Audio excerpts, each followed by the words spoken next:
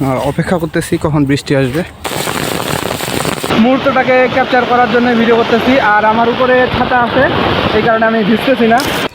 বরবটি ক্ষেতের মধ্যে রোদে পুরা শেষ, এখন বৃষ্টিতে ভিজতে হবে। এই যে বৃষ্টি আসতেছে, সাউন্ডও শোনা যাচ্ছে। আর এদিক কাজের কাজ কিছুই হয় নাই, লাইট অন করে কাজ করতেছি। অপেক্ষা করতেছি কখন বৃষ্টি আসবে। এই যে কি সাউন্ড বৃষ্টির। এই জিল্লু, ছাতা রেডি কর। জিল্লু, ছাতা রেডি কর, বৃষ্টি আসতেছে। সেই রকম একটা মুহূর্ত।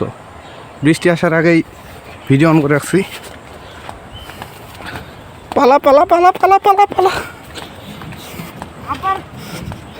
আরে আব্বার লাগবে না।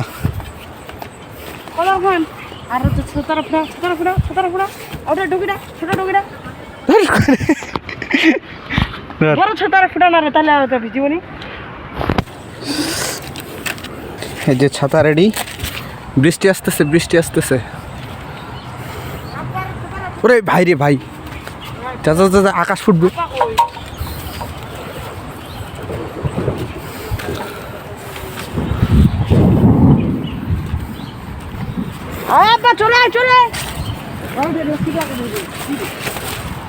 বৃষ্টি আসতেছে,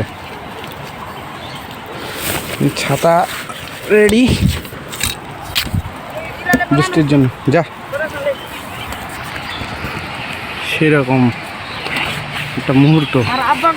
চলে যা চলে যা চলে যা। আরে ভিজুক, যা চলে যা। এখনো বৃষ্টি আসে না, নাই, অপেক্ষা করতেছি আমরা এখনো। বরবটির ক্ষেত, ওয়াও।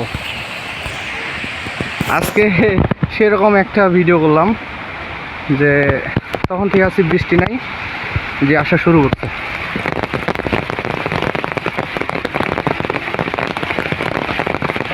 অন্যরকম অভিজ্ঞতা, মানে আগে থেকে বৃষ্টির জন্য রেডি ছিলাম, এখন বৃষ্টি চলে আসছে। বাসায় যেতে হবে, কারণ খুবই বিদ্যুৎ চমকাচ্ছে।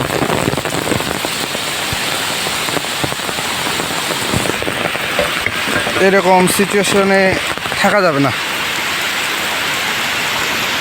হয়ে গেল রোদে পুড়ে বৃষ্টিতে ভিজে অভিজ্ঞতা।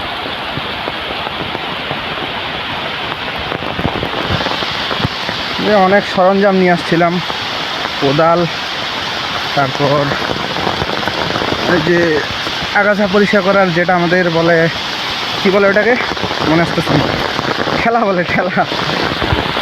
মানে ঠেলা দিয়ে বন পরিষ্কার করা হয় বলেই ঠেলা নাম দিচ্ছে আমাদের স্থানীয়ভাবে। তারপর আরও অনেক সরঞ্জাম নিয়ে আসছিলাম, কিন্তু ওয়েদারের কারণে কাজ করা হলো না। এখন ভারাক্রান্ত মন নিয়ে বাসায় চলে যাচ্ছে। আমি বুঝতেছি না আমার ভয়েস রেকর্ড হচ্ছে কিনা।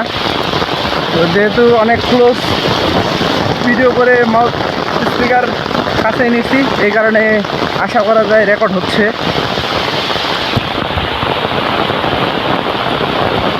এই মুহূর্তে যে ভিডিওটা করতেছি, এমন সময় ভিডিও করা উচিত না, তবুও করতেছি, কারণ হচ্ছে আমার এই মুহূর্তটা ক্যাপচার করে রাখতে হবে। মুসুলধারে বৃষ্টি, আর আমার বাপ এখন ওইদিকে আছে। কি আর বলবো, আমার চাইতেও আমার বাপ বেশি ঘাড় তেরা মানুষ, যেটা কাজ করবে করবেই।